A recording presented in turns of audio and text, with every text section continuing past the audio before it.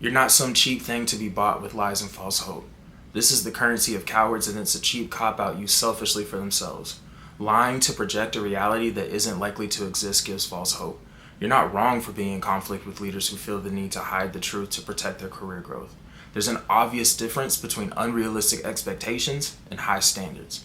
At least the truth gives the team an opportunity to recalibrate and adjust. What does lying do?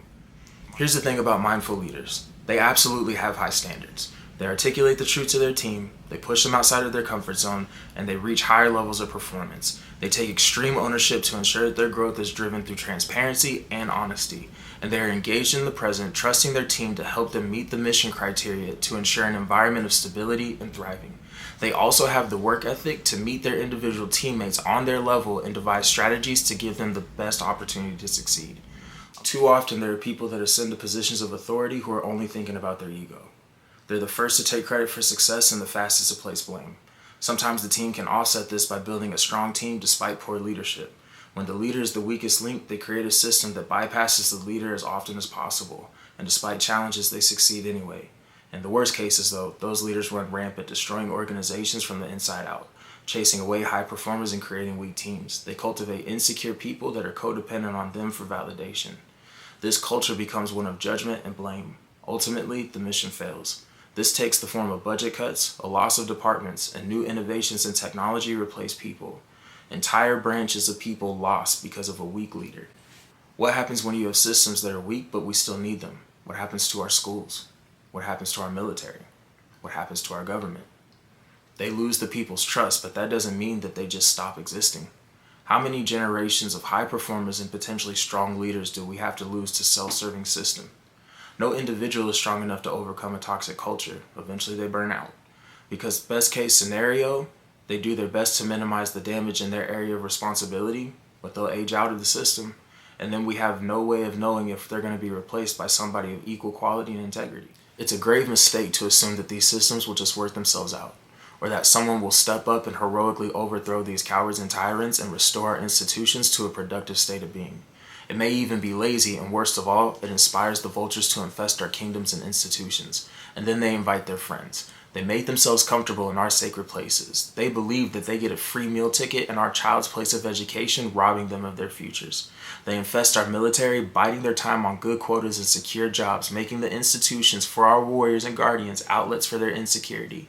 They manipulate the gray space and build rules for their bullies to manipulate people of strong character and honor as their whipping post when they speak up courageously fighting for the integrity of our front lines.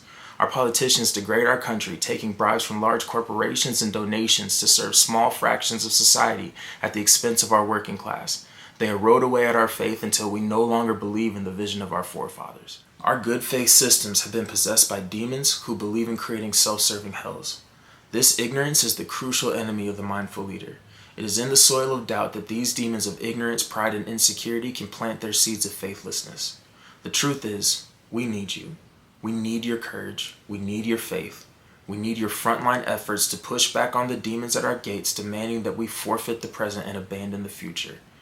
They need you to believe that you're small and that you don't matter, that your faith and your actions could never make a difference, that the odds you face are so overwhelming that you should quit before you try. But this is a plan of false hope. They rely on your willingness to abandon your faith. They have to convince you to disengage and concede your attention from the present to make their plan work. Their plan is fragile, and they don't have the stamina or the skill to go to war with you. They rely on power dynamics and ignorance. They are unskillful and afraid of you, and they should be. Imagine a space where you have the ability to hold them accountable, where your skill of listening, engaging, and nurturing and growing the team around you plants mustard seeds of faith. Imagine that you water that seed of faith with your attention, and they begin to believe in themselves, that they see themselves as capable, resilient, wise, fair, and disciplined. They see the pathway of hard work and faith contains treasure and a meaningful life. They see themselves as part of a community that's cared for and seen. This is the promise of mindful leadership, one that will conquer the culture of lying and replace it with the culture of truth. Our institutions and our organizations aren't lost in the sense of being destroyed. They're lost in the sense of being ignorant of their own potential. They have the capacity to develop the skill set and abilities to be a genuine force for good in the world. But systems reflect people, not the other way around. Mindful leaders need to recruit and develop the next generation of mindful leaders. You are the change we need in the world to help us heal the wounds we all see but feel too overwhelmed to address. It starts small. It's just one conversation with one person who's learning to believe in themselves. It's teaching someone something they're struggling with patience and kindness.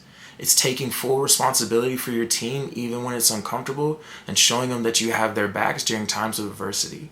It's believing in the marathon of replacing mediocrity and ignorance with knowledge and excellence. Faith isn't hope, and we don't need positional authority to make a difference.